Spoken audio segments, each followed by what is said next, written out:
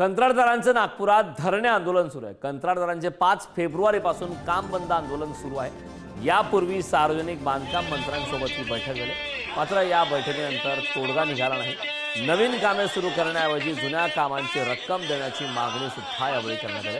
मागण्या मान्य न झाल्यास मुख्यमंत्र्यांच्या निवासस्थानाबाहेर आंदोलन करण्याचा इशारा सुद्धा यावेळी देण्यात आला।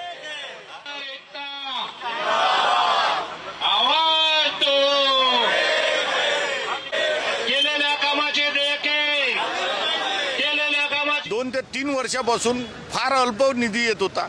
आता मागच्या 1.5 वर्षात तर निधी येणंच बंद झालेला आहे। आता जवळपास आमचे 47,000 कोटी घेणे आहे पूर्ण महाराष्ट्राचे PWDचे, आणि आज फक्त मागच्या 12 तारखेला 1200 कोटी रुपये त्यांनी रिलीज केले।